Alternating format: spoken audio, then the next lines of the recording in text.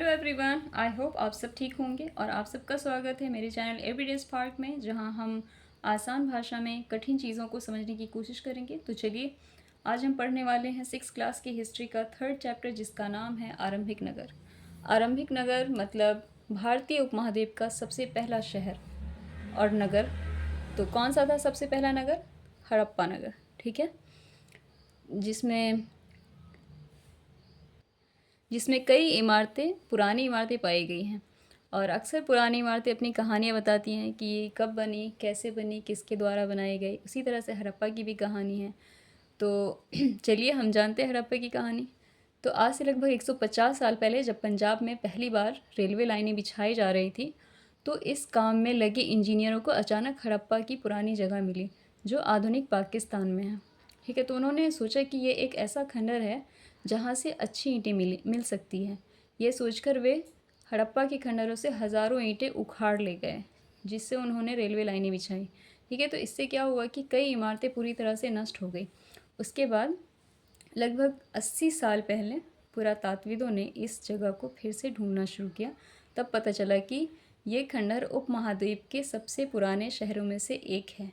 ठीक है, क्योंकि इस नगर यानी कि हड़प्पा नगर की खोज सबसे पहले हुई थी, इसीलिए बाद में मिलने वाले इस तरह के सभी पुरास्थलों में जो इमारतें और चीज़ें मिली हैं, उन्हें हड़प्पा सभ्यता की इमारतें कहा गया। इन शहरों का निर्माण लगभग 4700 साल पहले हुआ था। तो इन नगरों की विशेषता क्या थी? तो आगे हम जानेंगे। इन नगरों की कई विशेषता थी, जैसे कि इन नगरों में से कई नगर को 2 या उससे ज़्यादा हिस्सों में विभाजित किया गया था, यानी बांटा गया था। अक्सर पश्चिमी भाग छोटा था लेकिन ऊंचाई पर बना था, और पूर्वी हिस्सा बड़ा था लेकिन ये निचले इलाके में था। ऊंचाई वाले भाग को पुरातात्विदों ने नगर दुर्ग कहा, यानी उन्होंने एक नाम दे दिया, और निचले हिस्से का निचला नगर कहा गया। ठीक है, तो दोनों हिस्सों की चारदीवारियाँ पक्की ईंटों की बनाई जाती थी। इसकी ईंटें इतनी अच्छी पकी थी कि हज़ारों सालों बाद भी आज तक उनकी दीवारें खड़ी रहीं। दीवार बनाने के लिए ईंटों की चिनाई इस तरह करते थे जिससे कि दीवार खूब मजबूत रहे। फिर कुछ नगरों के नगर दुर्ग में कुछ ख़ास इमारतें बनाई गई थी। ठीक है, मिसाल के तौर पर मोहनजोदड़ो में ख़ास तालाब बनाया गया था, जिसे पुरातात्विदों ने महान स्नानागार कहा। इस तालाब इस तालाब को बनाने के लिए ईंटों और प्लास्टर का इस्तेमाल किया गया था।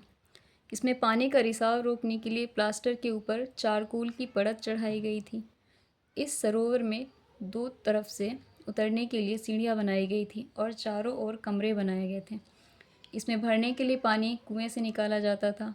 इस्तेमाल के बाद इसे खाली कर दिया जाता था। शायद यहाँ विशिष्ट नागरिक विशेष अवसरों पर स्नान किया करते थे।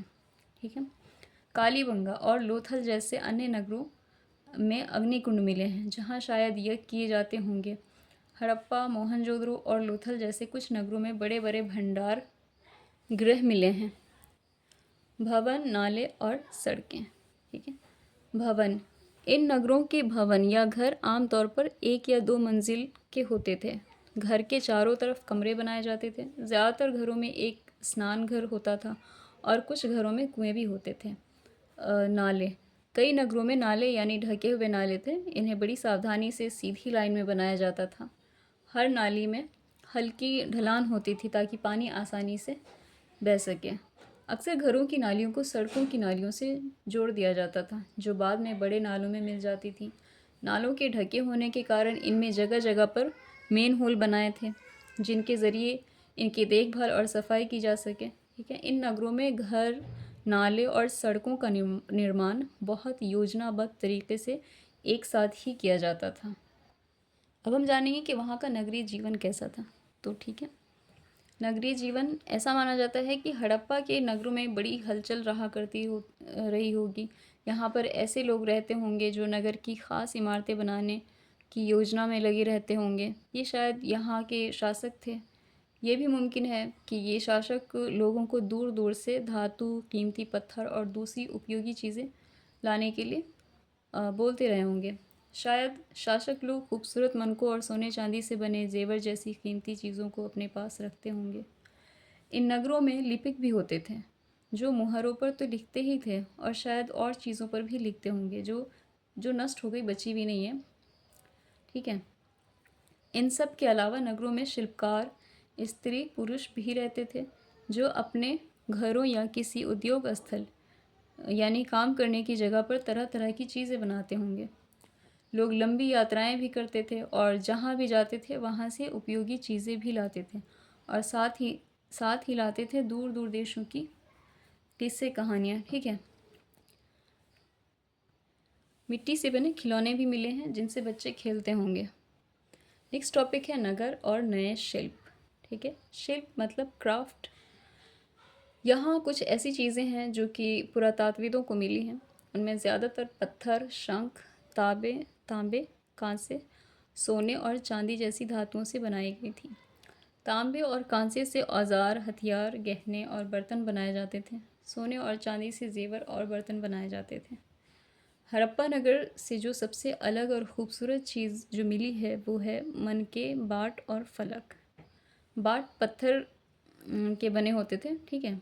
बाट पत्थर के बाट को बहुत अच्छे तरीके और ध्यान से बनाया गया है। इन्हें चर्ट पत्थर से बनाया जाता था। बाट को शायद कीमती पत्थर और धातुओं को तौलने के लिए बनाया गया होगा। मनके पत्थरों को काट कर और तराश कर मनके बनाए गए। इनके बीच में छेद किए गए थे ताकि धागा डालकर माला बनाई जाए। इनमें से कई मनके कार्नीलियन पत्थरों से बनाए गए थे। दोस्तों आप मुझे बताइएगा कार्नीलियन पत्थर कैसे होते हैं। ठीक है। और फलक ये पत्थर के बने एक तरह के औजार होते थे जो कि बहुत ही धारदार और अच्छे बने होते थे। इसके अलावा हड़प्पा सभ्यता के लोग पत्थर की मोहरें बनाते थे। वे आयातकर होते और उन मोहरों पर जानवरों के चित्र देखने को मिलते हैं। हड़प्पा सभ्यता के लोग बहुत खूबसूरत बर्तन बनाते थे और उन बर्तनों पर काले रंग से बहुत ही बढ़िया डिज़ाइन भी बनाते थे। शायद 7,000 साल पहले मेहरगढ़ में कपास की खेती होती थी। मोहनजोदड़ो से कपड़े के अवशेष, चांदी के एक फूलदान के ढक्कन और कुछ और तांबे की चीज़ों से चिपके हुए मिले हैं। पकी मिट्टी और फ्योन्स से बनी तकलियों से ये पता चलता है कि हड़प्पा सभ्यता के लोग सूत की कताई भी करते थे। क्योंकि इनमें से ज़्यादातर चीज़ों को विशेषज्ञ ने बनाया था। विशेषज्ञ उसे कहते हैं जो किसी ख़ास चीज़ को बनाने के लिए ख़ास प्रशिक्षण यानी ट्रेनिंग लेते हैं। ठीक है।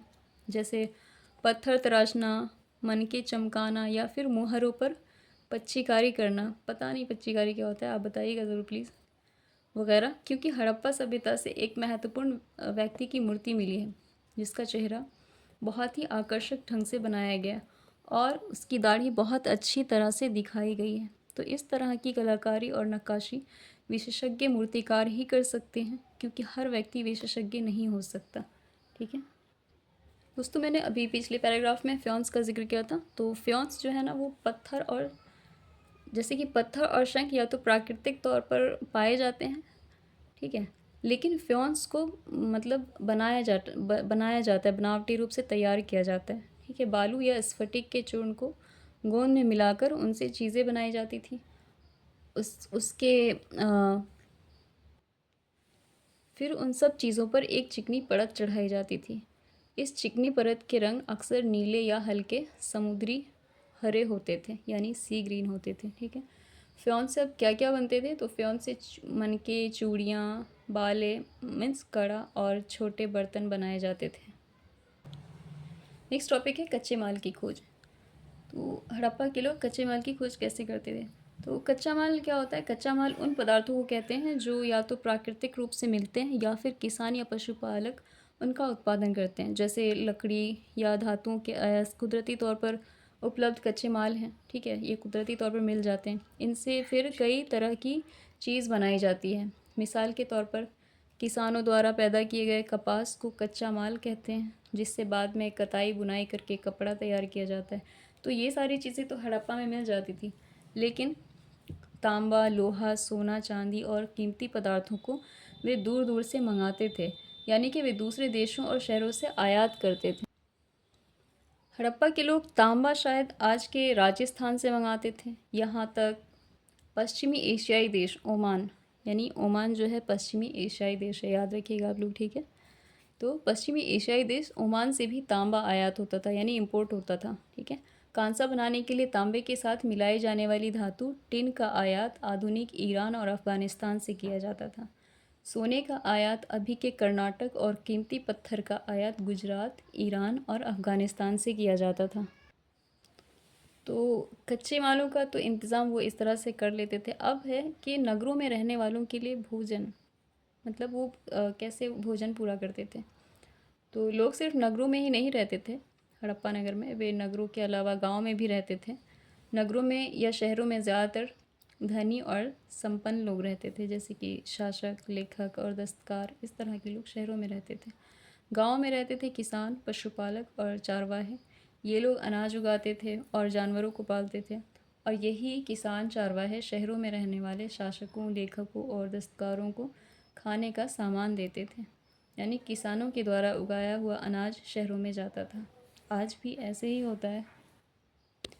अब देखिए किसान कौन कौन से अनाज उगाया करते थे और वे किस तरह से खेती करते थे। ठीक है।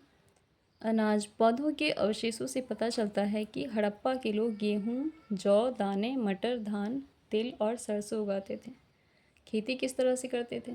हड़प्पा के लोग ज़मीन की जुताई के लिए हल का इस्तेमाल करते थे और यह एक नई बात थी, क्योंकि यह एक तकनीक है जिसका इस्तेमाल हड़प्पा वासियों ने कृषि में किया था। हड़प्पा काल के हल तो नहीं बच पाए क्योंकि वे अक्सर लकड़ी के बने होते थे और लकड़ी की चीज़ें ख़राब हो जाती हैं, लेकिन हल के आकार के खिलौने मिले हैं, जिससे कि पता चला है कि उस काल में हल का इस्तेमाल किया गया था कृषि के लिए। ठीक है। इस क्षेत्र में बारिश कम होती थी, इसीलिए सिंचाई के लिए लोगों ने कुछ तरीके अपनाए होंगे। शायद पानी का संचय किया जाता था, यानी पानी इकट्ठा किया जाता था और ज़रूरत पड़ने पर उससे फसलों की सिंचाई की जाती होगी। हड़प्पा के लोग गाय, भैंस, भेड़ और बकरियां पालते थे। बस्तियों के आसपास तालाब और चारागाह होते थे, लेकिन सूखे महीनों में मवेशियों के झुंडों को चारा पानी की तलाश में दूर दूर तक ले जाया जाता था। वे बेर जैसे फलों को इकट्ठा करते थे, मछलियाँ पकड़ते थे और हिरन जैसे जानवरों का शिकार भी करते थे।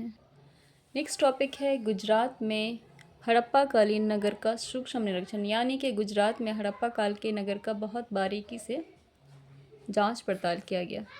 ठीक है। कच्छ गुजरात में है और इसी कच्छ के इलाके में खदीर बेत के किनारे धौलावीरा नगर बसा था।